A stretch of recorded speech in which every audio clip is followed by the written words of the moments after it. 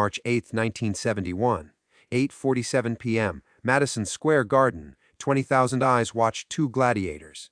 But one pair watches something else. Detective Richie Roberts leans forward in section 214.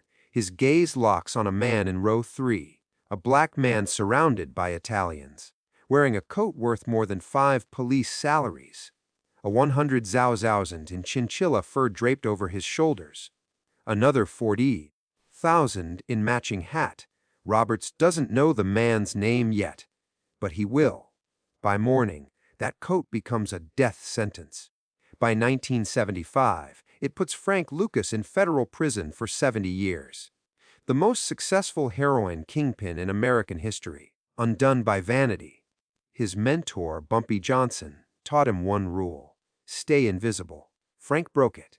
That night, watching Ali-Frazier trade punches, Frank Lucas threw away a $52 million empire, all for a coat. 3 years earlier, July 7, 1968, Ellsworth Bumpy Johnson dies face down in his breakfast. Wells Restaurant, 2249 7th Avenue. Fried chicken and hominy grits cooling on the plate. A heart attack at 62. No warning. The godfather of Harlem gone between bites. Frank Lucas sits in the hospital waiting room for 3 hours. They won't let him see the body. He's nobody official. Just the driver, the collector, the shadow who followed Bumpy for years through Harlem's veins. Learning, watching, absorbing every lesson. Bumpy ruled differently than other bosses. No flashy suits, no diamond rings. He lived at 470 Lenox Avenue in a modest apartment, drove himself in unremarkable cars, ate at neighborhood joints, played chess on street corners with old men. Nobody photographed him counting money. Nobody saw him moving weight. He was everywhere and nowhere. A ghost with a kingdom, real power. Bumpy once told Frank, "Is what you control when nobody's watching." That summer, Harlem fractures. The Italian Mafia tightens its grip. Joey Gallo, Crazy Joe, Carmen Galante, they control the heroin pipeline from Sicily through Marseille. Every black dealer in New York buys from Italian middlemen, pays Italian taxes. The Harlem rackets, numbers, prostitution, protection still run through black hands. But narcotics, that's white money. Frank watches the neighborhood bleed. Addicts multiply, purity drops, prices climb. The Italians cut the product 6 times before it hits 116th Street. What arrives as heroin barely qualifies. Users need 3 bags to catch a nod. Overdoses spike from inconsistent potency. The throne sits empty. 20 different hustlers think they can fill it. None understand what Bumpy knew. Power isn't about being seen. It's about being inevitable. The enemy isn't a person. It's a system. The 5 families control New York's heroin trade through a structure perfected over 4 decades. Every gram flowing into black neighborhoods passes through Italian hands first. Bonanno, Gambino, Genovese, Lucci's, Colombo. They own the ports, the importers, the wholesale distribution. Street-level dealers, black, Puerto Rican, doesn't matter. Buy from their suppliers or don't buy at all. Dominic Catano runs the connection. A Lucci's capo, Fat Dom, they call him, operates from a butcher shop in the Bronx, moves 150 kilos monthly through Harlem alone, charges $50,000 per kilo. Product arrives at 10% purity after 6 cuts.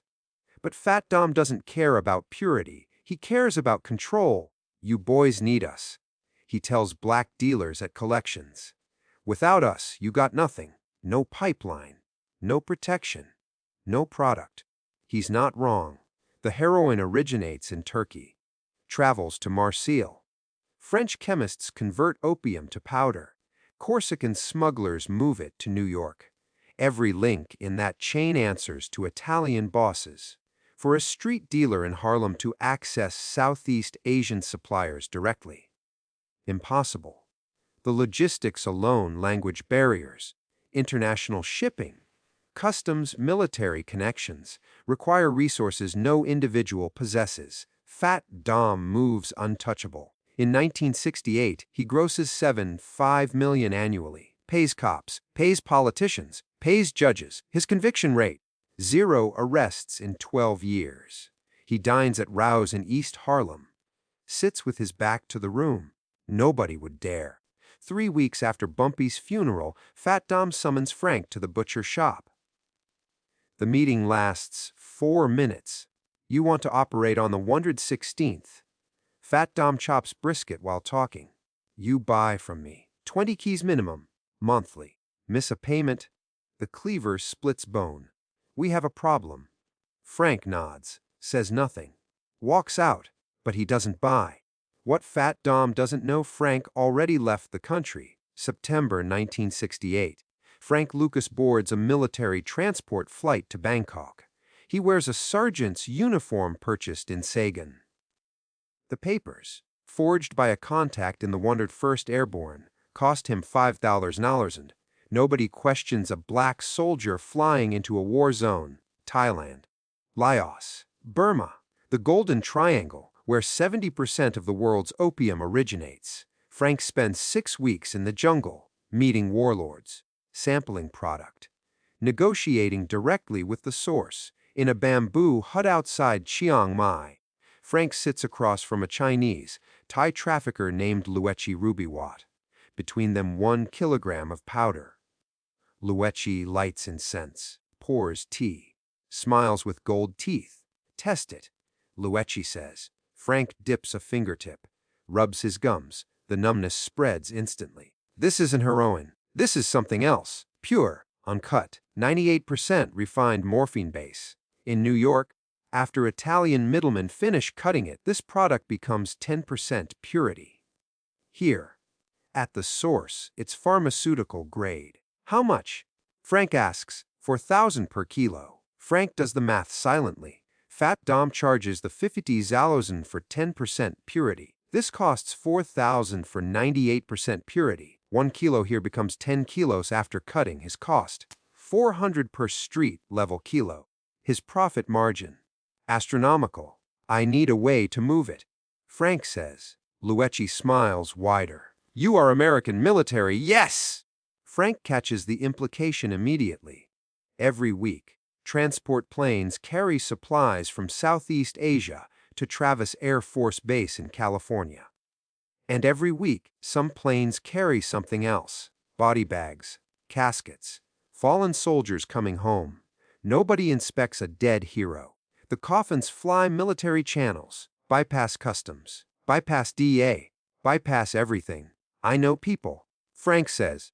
The deal closes that night. Luechi provides 100 kilos. Frank arranges transport through his cousin, a sergeant in mortuary services. The heroin hides in furniture shipped alongside caskets. Not in the bodies. That's Hollywood invention. But in the same cargo holds, under the same protected military status. January 1969. The first shipment arrives. Frank doesn't tell his crew the source, doesn't mention Thailand, doesn't explain the purity. He simply brands it, Blue Magic. Stamps the glassine bags with blue tape. 1 bag delivers what 3 Italian bags promise. By February, every addict in Harlem knows. Blue Magic hits different, cleaner high, longer lasting. Half the price. Frank's dealers flood 116th Street. 100 million in sales, daily, March 1969. Fat Dom sends 5 men to Frank's apartment. They break down the door at 3 a.m. Frank isn't there. He stopped sleeping at known addresses months ago. The hitmen find empty rooms, a disconnected phone, no forwarding information. Fat Dom escalates. He leans on Frank's family. His mother in North Carolina receives visits. Men in dark suits asking questions. Frank responds by sending 50,000 cash to his mother, enough to relocate, disappear. The war becomes economic. Frank undercuts Italian prices by 40%, offers better product, pays his street dealers more, protects his territory viciously. By summer 1970, Frank Lucas controls the largest heroin distribution network in Harlem, grossing $1 million daily, $365 million annually. He does this while staying invisible. Per Bumpy's teaching, Frank wears cheap suits, drives a beat-up Chevy, lives modestly, avoids photographs, refuses interviews. Police don't know his name. The DEA has no file. He's a cipher, a rumor. The money flows, but the source remains ghost. At 11:23 p.m. on March 7, 1971, Frank's wife Julie surprises him. She arrives home with shopping bags. Bergdorf Goodman. She's been spending. Frank doesn't mind. Money means nothing when you print it daily. Try this on, Julie says. Frank pulls the coat from tissue paper. Chinchilla. Full length. The softest thing he's ever touched. It weighs 15 pounds. The fur alone cost 100 zalozen. The matching hat, another 40,000. Julie smiles. For tomorrow? For the fight. Frank hesitates. Bumpy's voice echoes stay invisible, but Bumpy's dead, and Frank's alive. Richer than any black man in Harlem history. Why hide? Why pretend? The Italians know his name now. Everyone knows. So why not show them? Why not let them see what real power looks like? At 8:47 p.m. on March 8th, Frank Lucas walks into Madison Square Garden. 20,000 people attending the fight of the century. Muhammad Ali versus Joe Frazier. Every mob boss in New York sits ringside. Frank's seats, row 3, better than the Gambinos, better than the Colombos, better than everyone. The coat shimmers under arena lights. Every head turns. Whispers ripple through the crowd. Who is that? Where did he come from? How does a black man afford that coat? Those seats. Section 214, 12 rows back. Detective Richie Roberts lowers his binoculars. He's here for a different case, watching a Lucci soldier. But now his attention shifts. That coat. That confidence. That visibility. Roberts turns to his partner. Find out who that is. What Frank doesn't understand, Bumpy's rule wasn't about humility. It was about survival. Bumpy knew that visibility invites investigation, that federal attention destroys empires, that the truly powerful never appear in photographs until they're untouchable. Frank learned the business, the logistics, the connections, but he never absorbed the philosophy. 3 days after the fight, Roberts opens a file. Lucas, Frank. No priors, no arrests, no known associates. The man's a ghost with a 100,000 coat.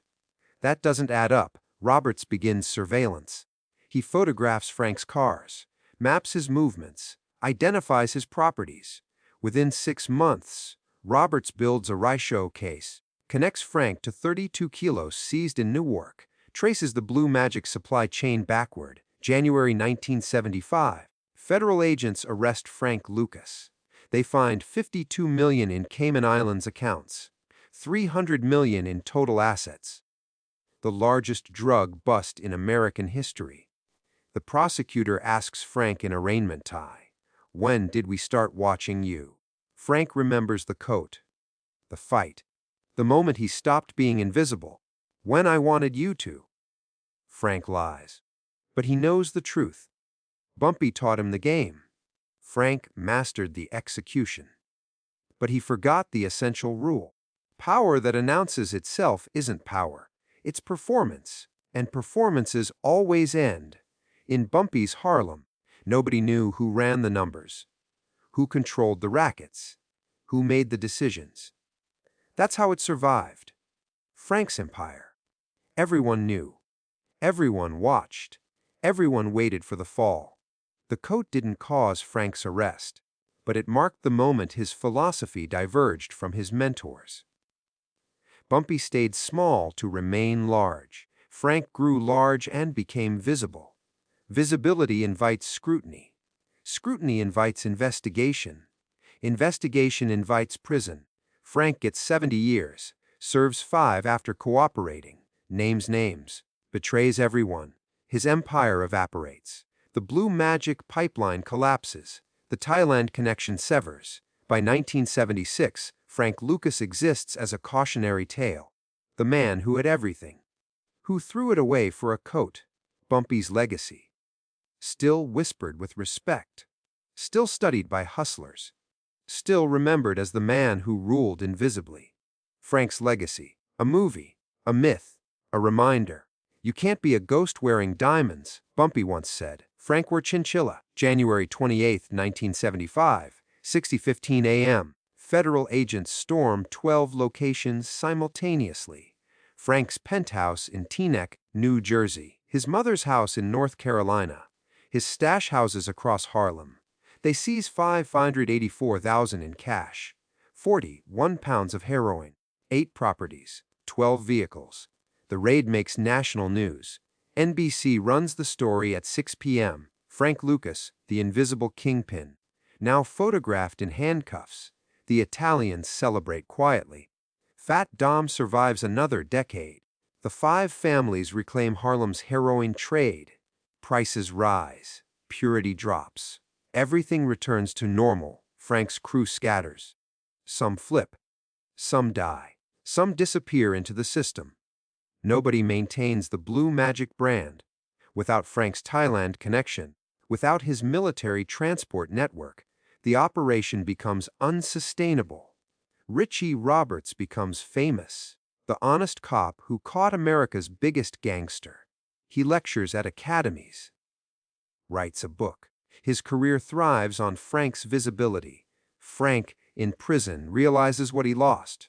Not the money, not the empire, but the one thing Bumpy protected above all: anonymity.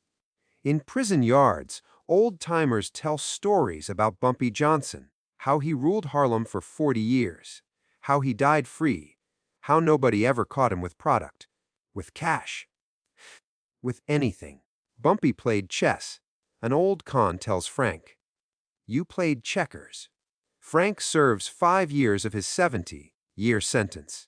Cooperates. Testifies against cops, against dealers, against everyone. The cooperation reduces his time but destroys his reputation. Snitches don't get statues, don't get respect, don't get remembered as legends. When Frank walks free in 1981, Harlem doesn't welcome him. The old heads turn away. The young hustlers don't know his name. He's a ghost again. But this time, not by choice, by consequence. The chinchilla coat hangs in an evidence locker for 18 years. In 1993, its auction sells for $600. The fur degraded, the lining torn, value evaporates. Vanity always does. Bumpy Johnson's lesson survived him. True power operates in shadow.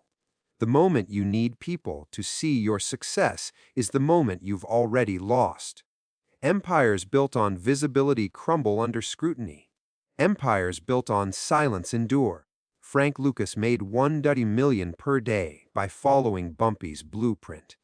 Lost everything by abandoning Bumpy's philosophy. The difference: one coat, one night, one decision to be seen. History remembers both men differently. Bumpy, the sophisticated operator, the chess player, the ghost who ruled without ego. Frankie, the ambitious protégé, the cautionary tale, the man who confused wealth with wisdom. Real power isn't about guns, money, or territory. It's about understanding the difference between being feared and being noticed. Bumpy taught that distinction.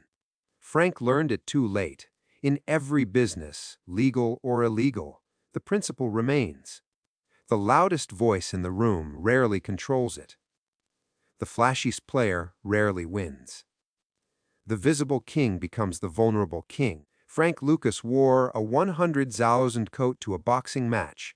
That night he surrendered an empire worth $300 million, not to rivals, not to violence, but to his own vanity. The most expensive outfit in history. Paid for with everything. If this story showed you why staying invisible matters more than looking powerful, hit subscribe. Drop a like if you understand the code Bumpy taught. Comment below. Would you have worn the coat?